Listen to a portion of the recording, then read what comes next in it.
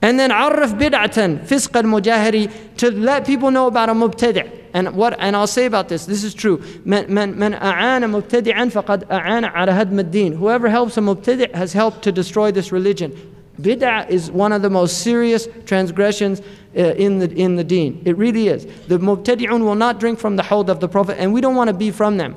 But there are many people who make masail, questions that are mukhtalif fiha, that there's difference of opinion about them, and they'll say this is a mubtadi'. That is not right. That is wrong to do that, because everybody who has justifiable mujtahidun that have given their proofs and their opinions about things, we have to respect those. If Mawlid is mukhtalif fihi, there's a difference of opinion about it. Now what goes on is another matter. There are things in many of the ulama, like Ibn al-Hajj mentions, there are many bid'ah that go on in the mawalid, and people should avoid them because of so many bid'ah. But the actual act of Mawlid, now in a country that makes war on the Mawlid, they're celebrating the 100th anniversary of the birth of that nation. Right now. They're celebrating, it's everywhere, I was just there. It's everywhere. The celebration of the birth of a nation. And when I came on the airplane, I'm telling you, this film was as close as you get to shirk. I mean, it was unbelievable.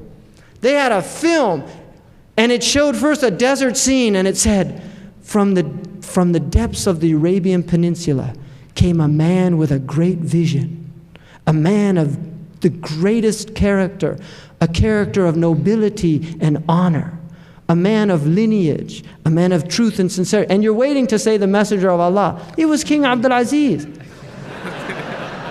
I'm serious.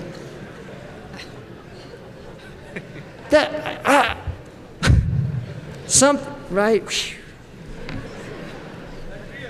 And I'm not saying anything bad about it. I don't know the man. I didn't know him, anything like that. But when you want to talk about what came out of the Arabian Peninsula, get your coordinates right. Right? Seriously, it wasn't in Najd. It was in Mecca and Medina. That's what's great about that place. Really. And I told somebody, I said, listen, if it wasn't for Mecca and Medina, not a soul on this planet would be here other than Bani Harb and Bani Kalb and Bani Tamim. And seriously, no, who would go there? Alexander the Great got to the doors of the Arabian Peninsula. He said, forget it, let's go back to Egypt. Right? Seriously. Herodotus said, nobody's ever wanted to conquer that place. And that's a secret.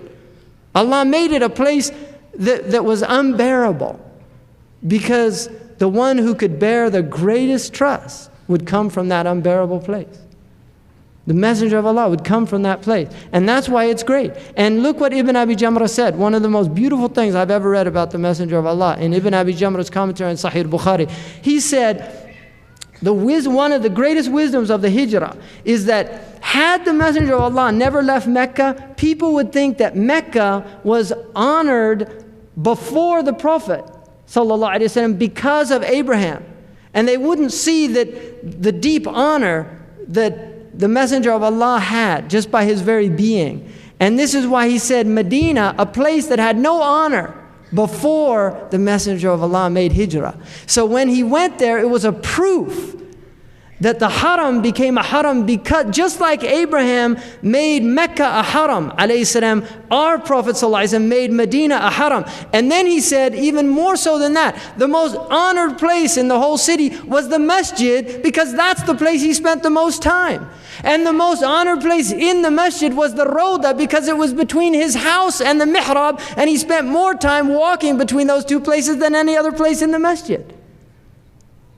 And the most sacred place in the entire universe, by ijma', according to Qadi Iyad in the Shifa, is the place that contains the blessed body of our Messenger of Allah. That is ijma', mujma' alayh. And it's a rawda. It's a rawda min riyad al-jannah. It's in paradise. That place is in paradise. So what I would just say is beware, of mukhtalifi. If it is a valid difference of opinion, and valid means rightly guided imams have differed in it, like photography. Rightly guided imams have said it's haram, and rightly guided imams have said it's permissible, it's mubah, depending on what's in it, of course. Right? So that's a difference of opinion. If you don't like it, don't use it. But don't condemn other people.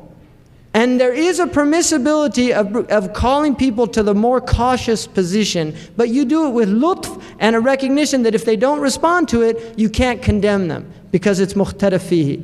وَالْخُرُوجْ عَنَ الْخِلَافِ مُسْتَحَب. To get out of khilaf is mustahab according to the qawaid al-fiqhiyah.